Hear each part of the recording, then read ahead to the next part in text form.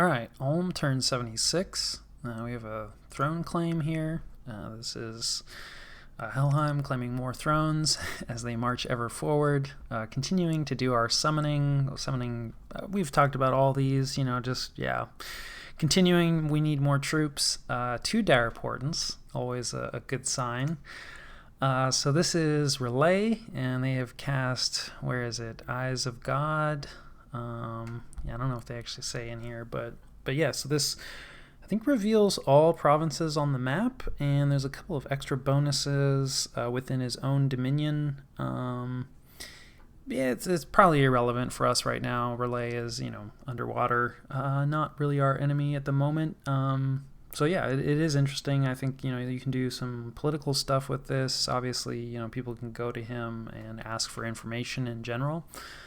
Which you can sell if you want, if you can convince people that that's worthwhile. I don't really bother with that. I don't have any relation with the Relay player, and yeah, Ulm scouting is good enough.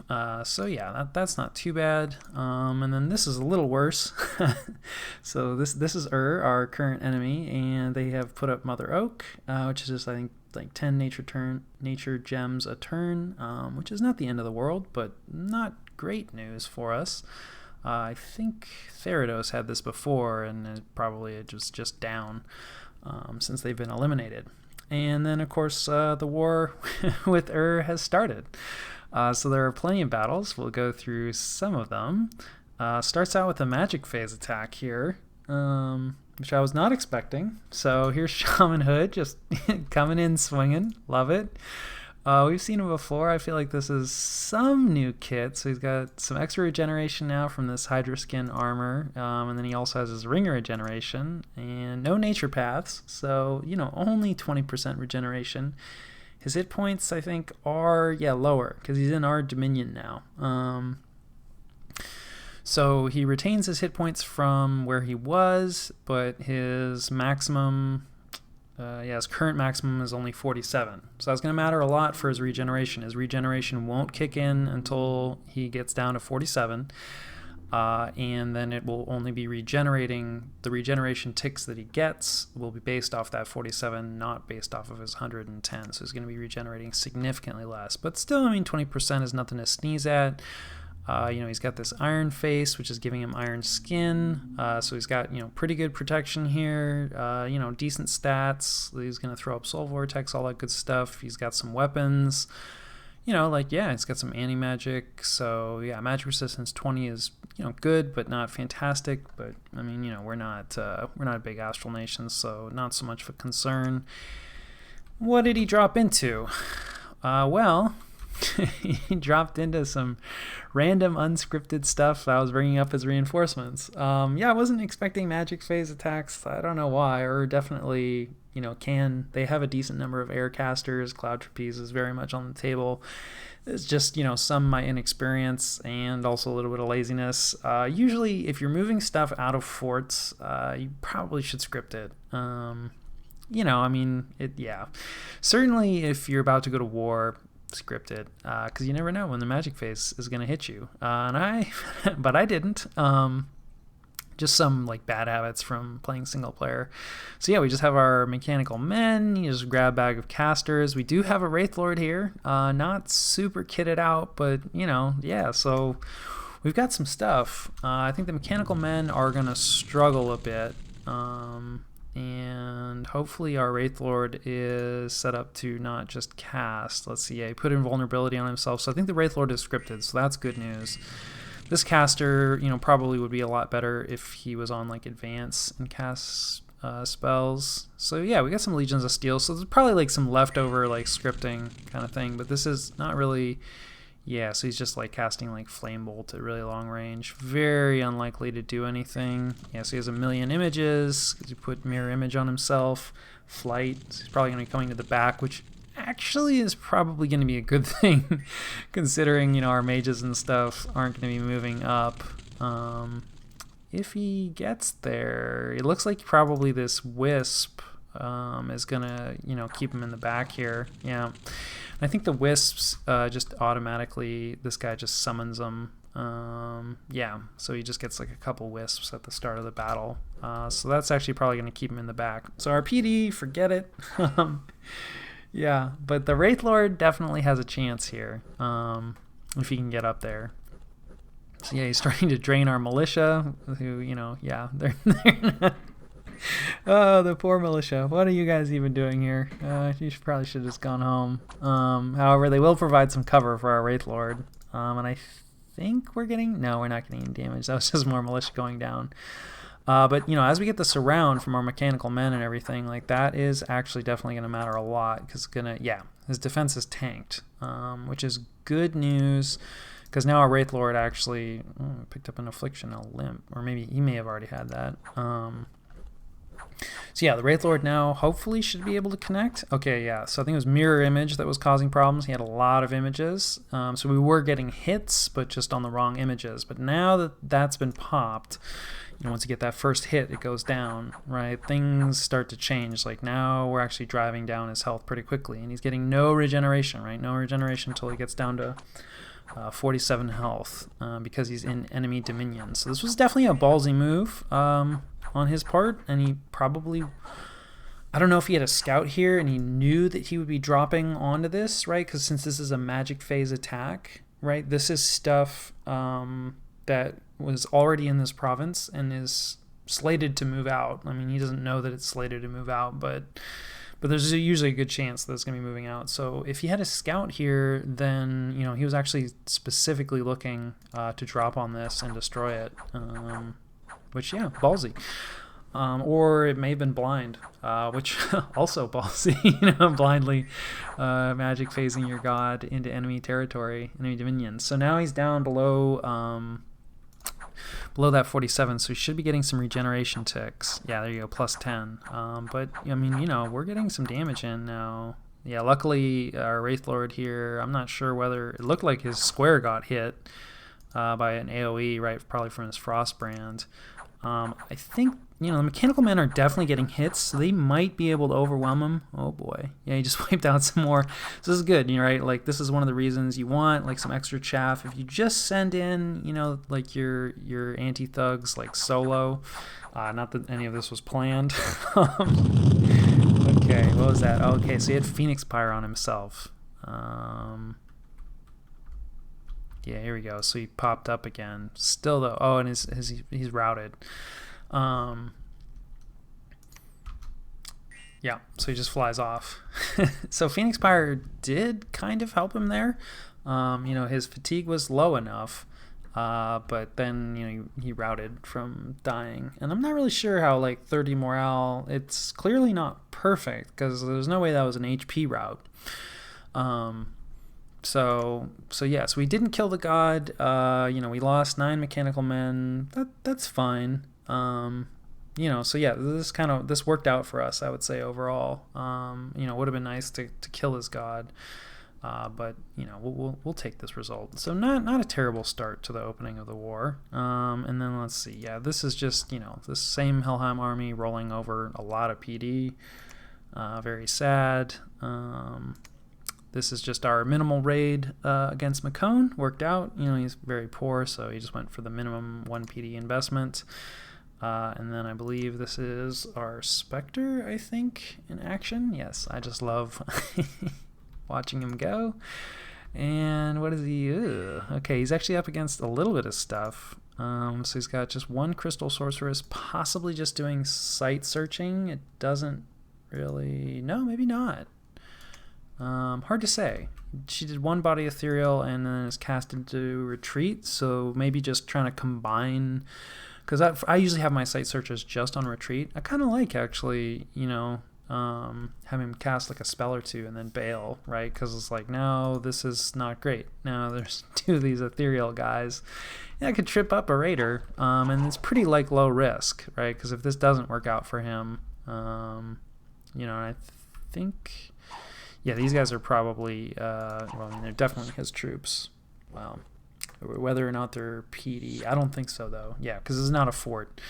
So it's like these hoplite PD, and then he just has a couple regular troops. But with this amount of kitting, I think our Spectre, right, like these guys still don't have magic weapons, and you know, his protection is really high, so I think it's going to be a tall order. So yeah, we should have no problem here, especially now that we've routed the ethereal ones, and I think his life drain, yeah, counts as magic attack, so we don't actually have to worry about that body ethereal. So our Spectre marches on. Yeah, but I do kind of like that combination. I'm assuming that was like a site search that also just threw out a spell. And then I think these next ones are not as interesting. Yeah, Axe Warriors doing their thing. And then we get hit in a couple of provinces. This is probably actually worth... I mean, not that our Monkey PD was never going to stop this, but... so he's got a couple Liches. This is kind of the other option for your late game death.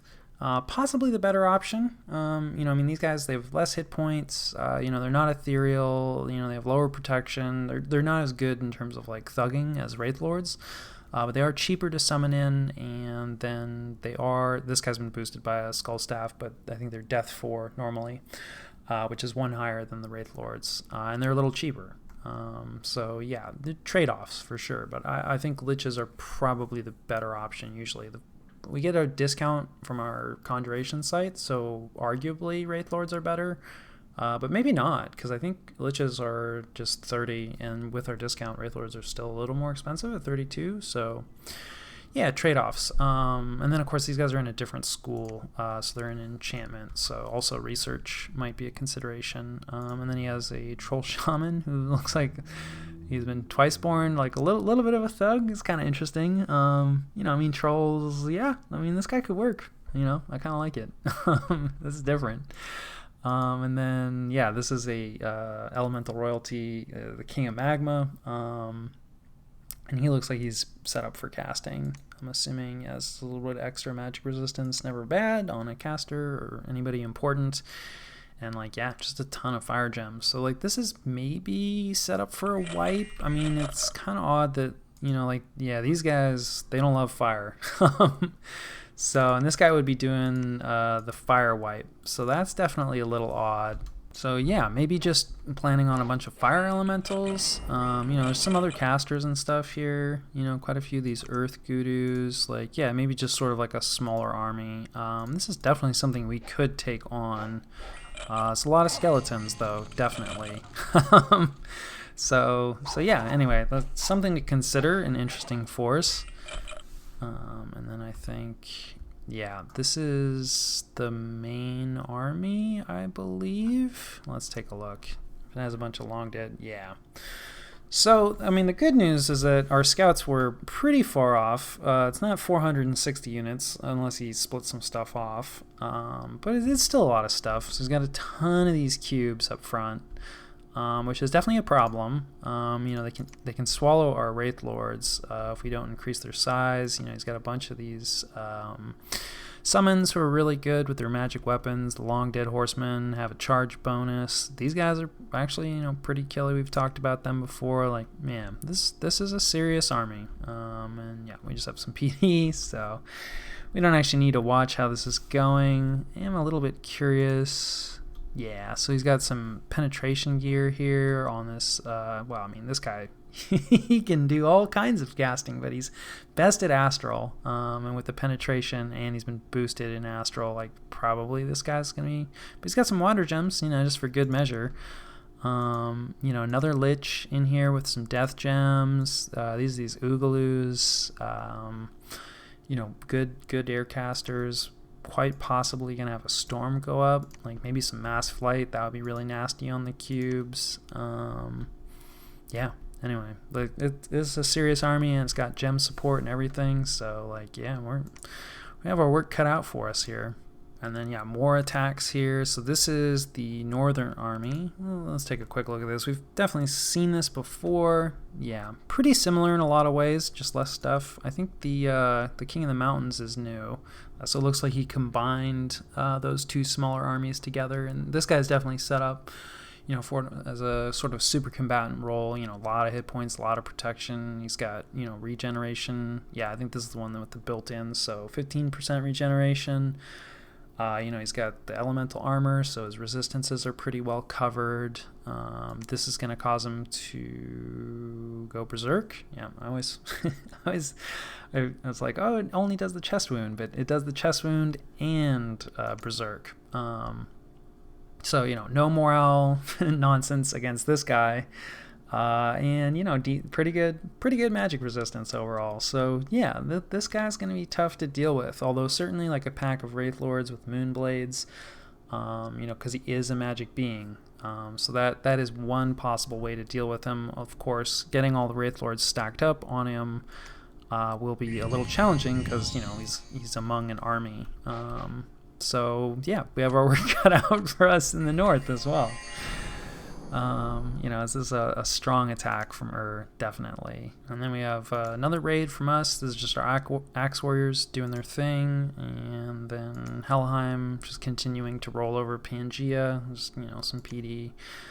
And then, let's see, we are getting raided, which is not super interesting, except we have another, so he's also using Spectres as raiders, and yeah, we have minimal PD here. Is kind of curious. So he's less kidding.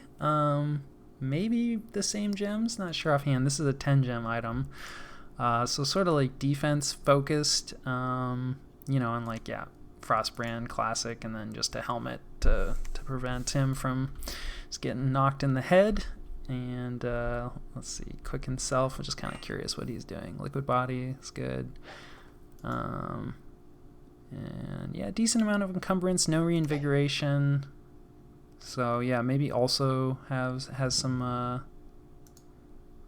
fatigue issues, but it's 70's a bit high. But he shouldn't build up any more. And then of course he's not going to drain any life or fatigue by having the weapon. It won't matter here, but yeah, just kind of interesting. Also going with the Spectre route, different kitting, different script. And then let's see here, another raid. So we're getting hit in quite a few provinces. Right.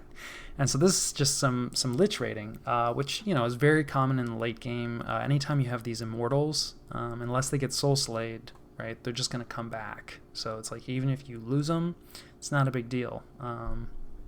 So, you see in like no kit, right? So no gems are at stake. And really the only way this could go poorly is if this guy gets soul slayed.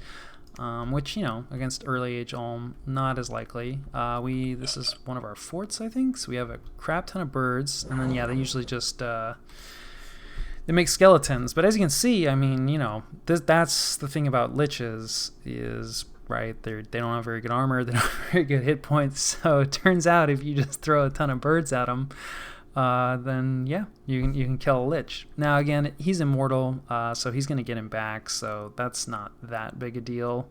But it only cost us one bird, but overall it's probably a good trade for us. And a situation where just having 80 birds that you can throw in right away works out. And then Helheim continuing to advance, Ivy King just taking a province. And then let's see, this is one of our raids. Right, so this is where we're throwing 80 birds, hoping to catch that Shaman, who, yeah, did hang out and is not really kitted, just has some earth boots. Legions of Steel is definitely going to hurt because these birds don't do a ton of damage. So okay, they picked up the Shaman. That's good news, but I don't know if they're going to be able to seal the deal here because, yeah, you can see, like, they die so fast. And they don't do a lot of damage. I think is the dive attack, yeah, can only be used once, so it's kind of like a charge. That's interesting. So that deals a decent amount, but then like the talons, just like 8 attack, only 5 damage. Like, forget it. These heavy infantry, there's no way they're not going to be able to deal the damage, and then they're just birds, so they die pretty fast. And that does not work out. I don't think we have any retreat routes on that either. So, I mean, we do pick up the Shaman, and he had the Earth Boots, so that's definitely annoying for On the other hand, this is 20 air gems. So, 20 air gems to kill a Shaman with, 10 Earth gems worth of gear. Is that a good trade? Probably not, which is the main reason I think a lot of people don't really like this spell, because it's, as a remote attacks spell, it's fairly inconsistent. And then, usually you just have better things to do, like for, 20 air gems that like can't even take out like pretty basic province defense. Like, yeah, it's kind of questionable. And I've talked to, again, like, I feel like it's kind of hard for early age Ulm to spend their air gems sometimes, but maybe you should just be focusing really more heavily on like forging, air gear. And I do think like these guys as patrollers are really nice. So still not totally against the birds myself, but 20 air gems that can't take out, like, this is probably 6 PD. Yeah, that kind of hurts. But we did pick up a shaman, so like they have their uses. But anyway, some points for and against those birds. And then let's see here. Okay, yeah. And then Macone is attempting to raid us. I love this. He's got, just from an event, just a peasant and his goats. So this is a reason, again, 6 PD. So just 1 PD? I don't know. Could these goats take out like 1 militia, and the commander? Maybe. But they're not going to be able to handle this. So yeah, but I do love the effort. Those goats, it didn't work out for them. And then let's see, forget if this is an interesting raid. Yes, another Spectre, kind of similar kitting, a little different armor, going with the Frostbrand Classic. Yeah, I don't think, our 6 PD is not going to be able to handle this, especially with the Stygian skin and everything. And I think, with the Ethereal, he's probably already okay. With the armor and everything, but yeah, I'm not sure about giving him a weapon. I don't know. He's going to clear out the PD faster, but it doesn't mean that he doesn't really regain any of his health. But yeah, certainly this kit works just fine against PD, and that script works just fine against PD. So there you go. Not the only one that raids with Spectres. Let's see, and then yeah, Battle in Macone, which is not super interesting as I recall, but we do get to see Hinnom has brought forward another army. No province defense, no patrolling. Macone has got to be down to it, I think. I hope for our allies. But yeah, I don't know. This is a decent looking army to me. Not that I really know what I'm doing, because I thought Hinnom had this a couple times before, so we'll see once it goes inside. I will say, like, yeah, the only thing is, again, he's gonna have to be assaulting, and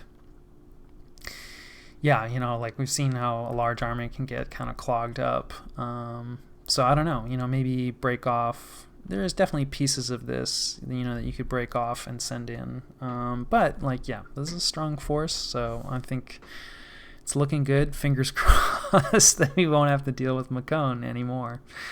And then, yeah, we had an assassination attempt on our bird, who lost. And then we got rid of another Dryad. I really would like to get nature magic from him. There must not be much in this fort, because this is our Axe Warriors starting to break it down a bit. A little bit of curing, patrolling, more patrolling, and yeah, that covers messages. So you can see things are not going great. We've lost quite a bit of territory due to raiding, and also due to just these armies pushing in.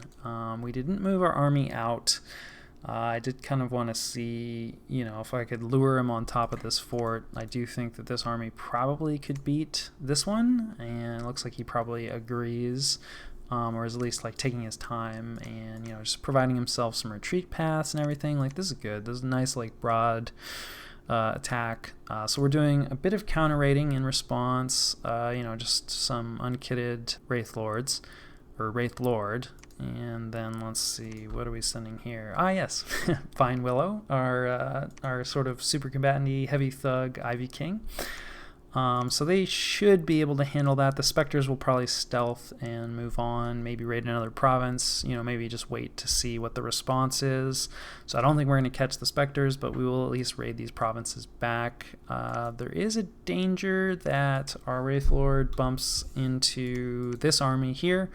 But that's okay, because he has no gear, and he's an immortal, so same thing as that Lich, he's just going to pop up where we summoned him, which is a little annoying, having our base back here, since we've been doing all of our summoning over here. So we'll have to return to the battlefield, but we have some boots of quickness, so we'll be able to get him back over pretty quickly. Kind of being cautious with this army. I am a little bit worried about that King of the Mountains, and this is the King of Magma over here. So certainly could attempt to challenge it, but we're gonna need we need help down in the south. So I think any thoughts of offensive moves have disappeared. Not sure about pulling back to this fort because that is going to be. We're not really going to be able to help our forts, so I think that may have been a mistake. I'm not sure what we're bringing up. We are bringing some reinforcements up. This is our force coming from Niflheim, and pieces of it I think are going to be able to get here. Yeah, some of the gargoyles. So we may just be waiting, right, to take. I mean, it's like maybe we could beat this, but we would take a lot of losses. Right, versus if we can bring more stuff up, hopefully we can defeat this more easily, right? Because we can't really afford. This is pretty much, not quite our only army. We have this down here, and then we have a lot of mechanical men set up here, and we brought in like a lot of terracotta warriors and a decent number of axe warriors. So, kind of have another army here, but we are going to need this, I think, to defeat this army, or at least there's a good chance that we're going to need it. So. Probably just playing conservatively, looking to take an engagement when I feel that we can actually win decisively. But yeah, maybe a little too cautious in retrospect, because this army is going to be attacking, and we're not this force is not going to be in position to support. I don't think there's any reason that he's going to hang out. It has reinforcements coming up. Not too much more from the look of it, right? So we have a little bit of sight down here. He has a little bit of stuff down here, but yeah, we have sight on this. So a good amount of reinforcements, but it's not like there's just like a massive stream heading towards us. So that's good news at least. Still don't have great sight up here, but it's not like we haven't seen any other major armies. We had a battle here that we lost. Of course, there was no retreat paths for those birds, so there's all 20 of those air gems gone. Definitely, we did have a bordering province here, but you probably could have foreseen that he'd be raiding out into it. So it was definitely, anytime you're raiding deep, it's more dangerous. So yeah, that's kind of reinforcements, counter raiding, and then the other major thing is trying to predict where this army is going to go and what we're going to do about it. So I don't think that this army is enough to stop it without some help. We're not going to be getting help from this army in the north based on our movement. We're not going to be getting help from this army because it's not going to arrive in time. So what's the plan? So we're patrolling with some of our stuff, and I definitely agonized over this for a while. Let's see, I don't know if it's going to be, it's going to be hard to tell. So yeah, most of this stuff is hiding in the fort, but let's see, this guy's patrolling, these guys are patrolling, this guy's patrolling. I think that might be it. Oh wait, hold on. This is the wrong button. So we definitely have more. Yeah, here we go. So let's see, and I don't think, oops. Yeah, so these guys are just moving into the fort. So they'll participate probably if there's an assault. So I'm guessing that he's going to come on top of this fort.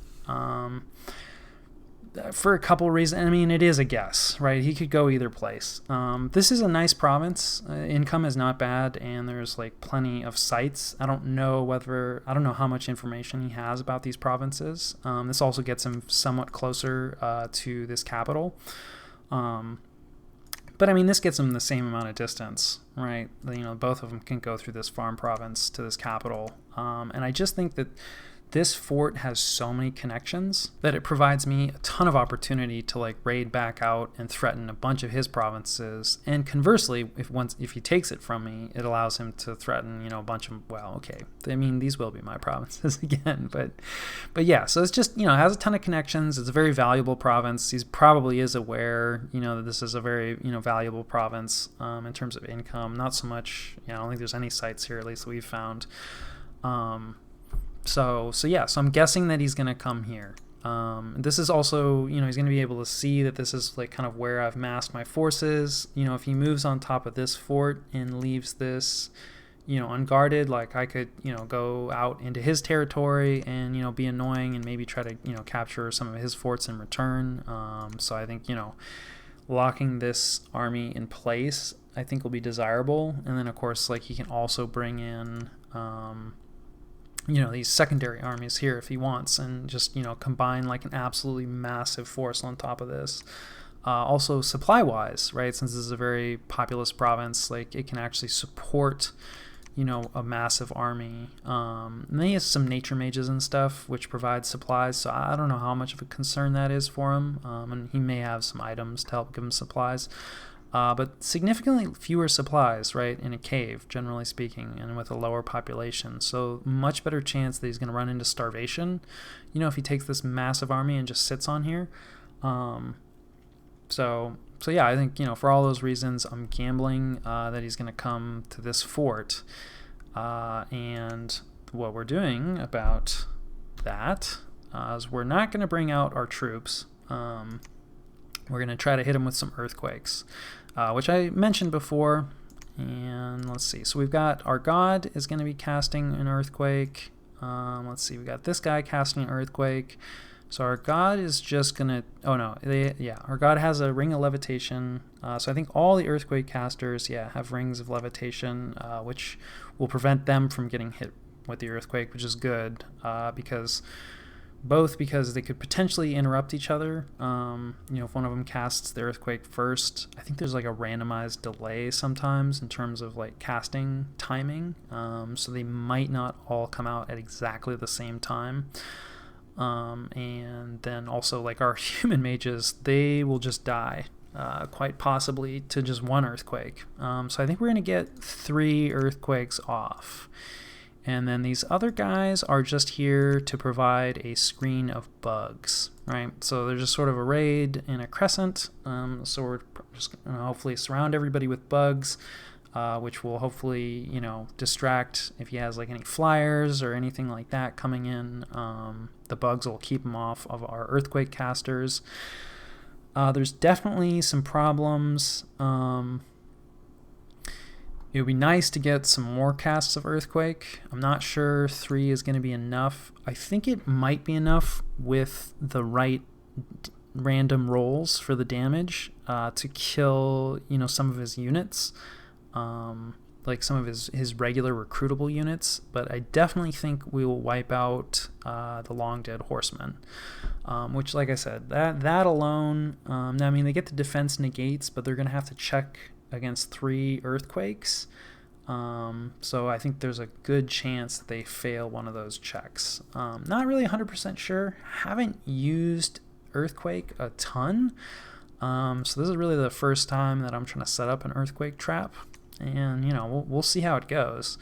I definitely agonized a lot about where I was going to do this. And then, our casters are just going to retreat. I think all of them. Although there's a good chance that the guys that are casting Swarm,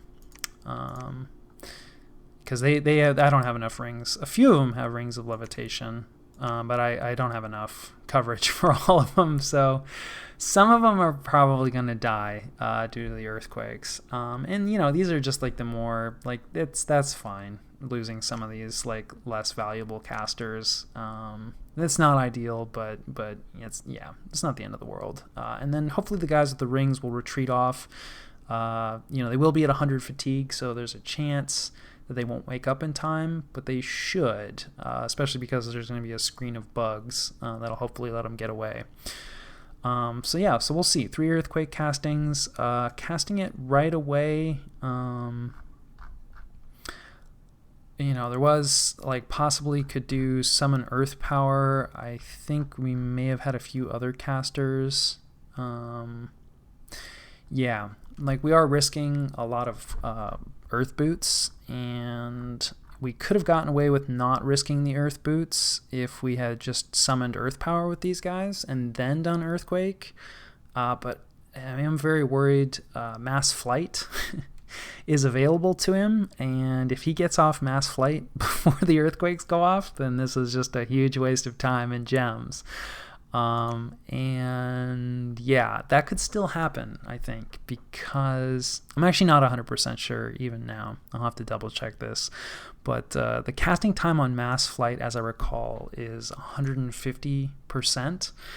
And so this casting time, I don't know if I've discussed this too much yet, because it doesn't come up a ton. But when you're trying to do wipes and the battlefield-wide buffs, this casting time matters a lot.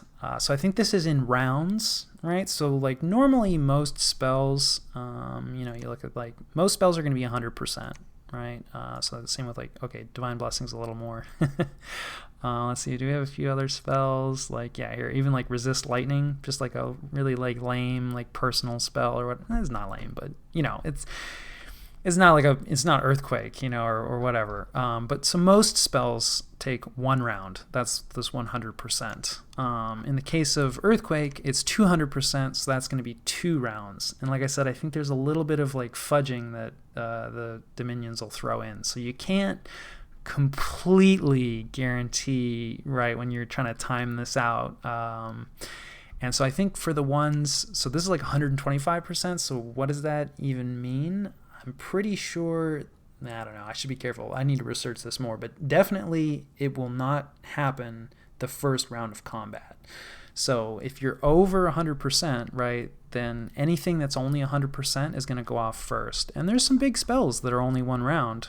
For example, if we can find, we're kind of waiting on Swarm. Oh, yeah, okay, that makes sense, because otherwise we'll kill all our bugs with the earthquakes. This is maybe too long to wait. I don't know. We'll see.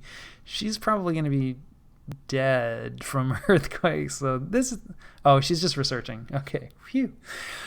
She's not part of it. But anyway, she has Swarm, because I use bugs a lot, because they're pretty good. Okay, interesting. I thought Swarm was 100%, but it's also 125%. So yeah, it's going to take a little longer than 1 round. And I'm not exactly sure. It's like, so is this going to go off before a 200%?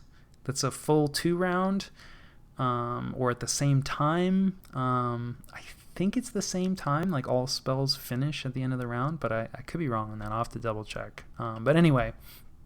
Definitely something to look at and consider, when you're trying to do something like this. And so let's double check. No, research. Mass Flight is enchantment, I think. It's definitely an air spell. Yeah. And I've seen him use it before. Yeah, so its casting time is 175. So it's faster than Earthquake, but I don't know, like, how much faster. So if he does turn 1 mass flight, then that's trouble. And he certainly could. Let's take a look. But a lot of his buffs have not been coming out turn 1.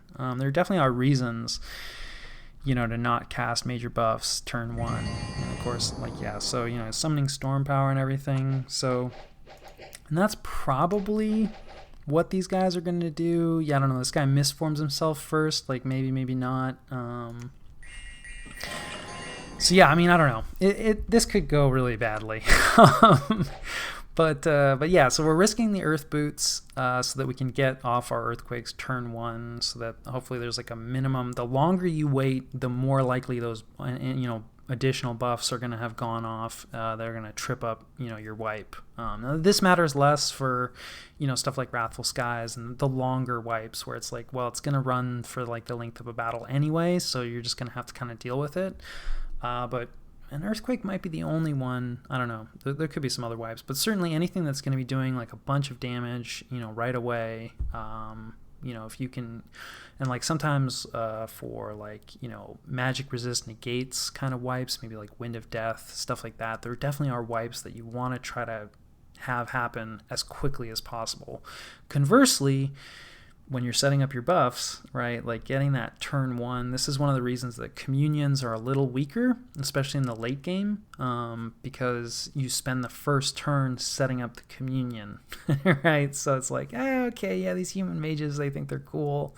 They can set up, combine minds and to do cool stuff. But if you actually just have like a legit, really insane caster who is just, natively Air 5 or Earth 5 or whatever, they don't need to bother with a communion, right? They can just hit you turn 1 with something, and then possibly, half your communion dies like before, they're even finished setting up. So yeah, that's one of the issues with communions. But yeah, when you're trying to set up your buffs, if you can get something on turn 1, do that. So yeah, we'll see. Like the flip is, the earthquake is going to do more damage in the cave, right? So that's maybe a reason to gamble in the cave. I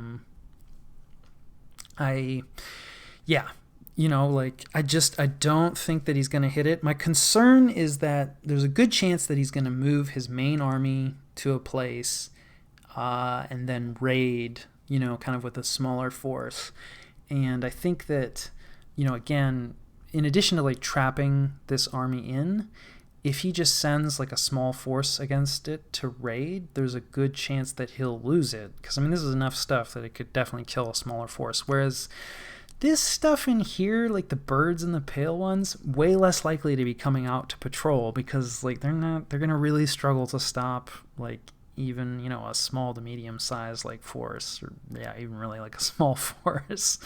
So I think it's way more likely that he just like sends a small force in here to raid. And then sends his main force against this. And the earthquake business is definitely like, it's one shot. Like even if he just sees it, right, and it doesn't go off, like he's gonna know, I've got like 3 earthcasters buffed up, just sitting there like that. That's definitely an earthquake trap. So we really only get one shot at this. And yeah, so I'm gambling on Land Pristine, even though the results could be more devastating in the cave, but I think it's less likely that he goes into the cave. And the other thing too is I could just wait, like I don't have to patrol, like I could just hide in my fort, and then earthquake him when he comes in, and then that way it's a lot less of a concern, because it's like if he's coming into the fort, he's going to be sending like everything, or at least like a significant force that I can earthquake down. But then of course my stuff, right, I can't, here I get to hide all my mechanical men and all my units like inside the fort while the earthquake happens outside.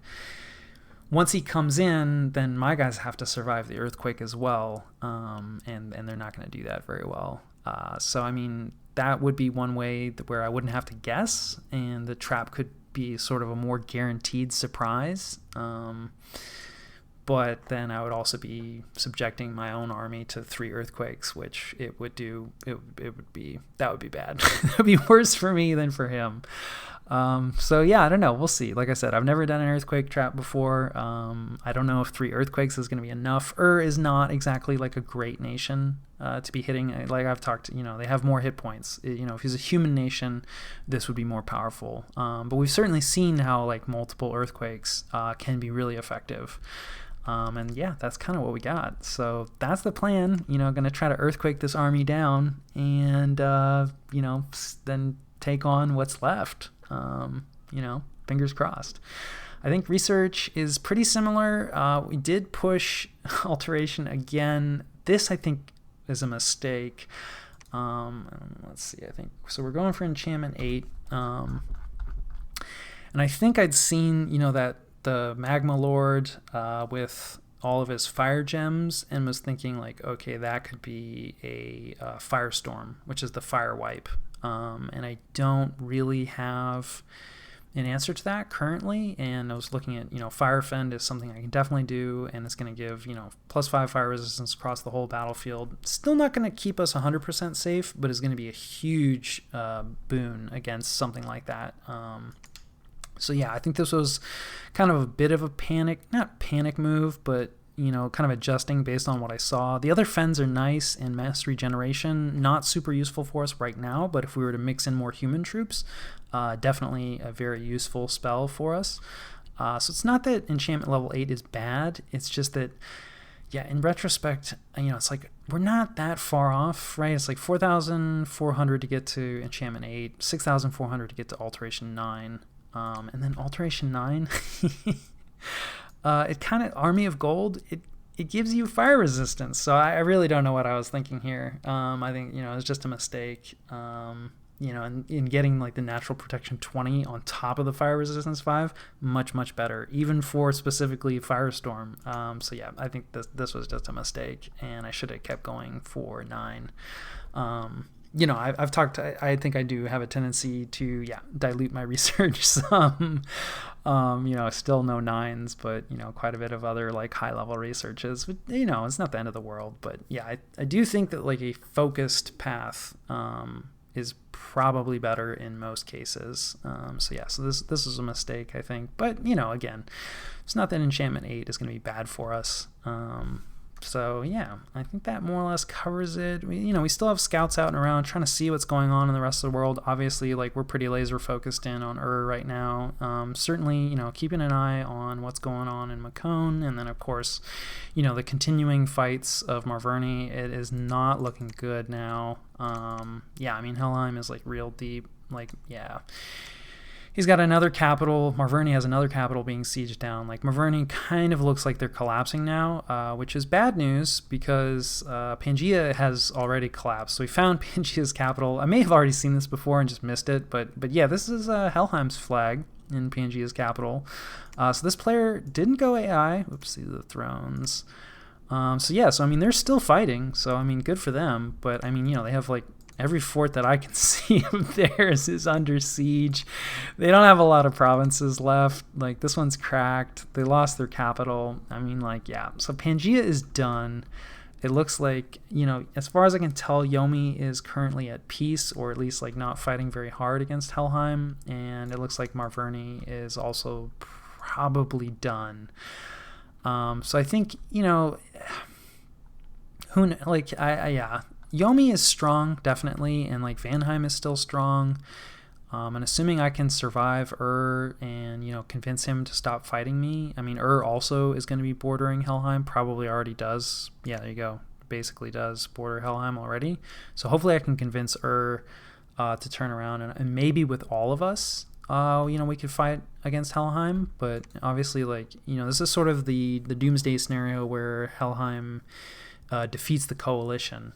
It's kind of looking like he's has pretty much already done that. We'll see. You never know, but yeah. So I think definitely the time to attack Helheim has kind of already passed, and there's really not a whole lot I can do about that. Obviously, like, I might get eaten here.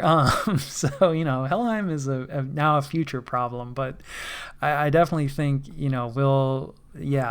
this is not good. I think it would take the efforts of most of the remaining players, I think, to restrain him. And obviously, the longer that this goes on, the less likely it is that we're going to be able to stop him. But I think this is going to be a really fun war against so I am excited to see how it goes. I wasn't going to win this anyway. Trying to keep an eye on the game state at large, but, also just trying to focus on, learning from, like, our, individual little combats. That was turn 76.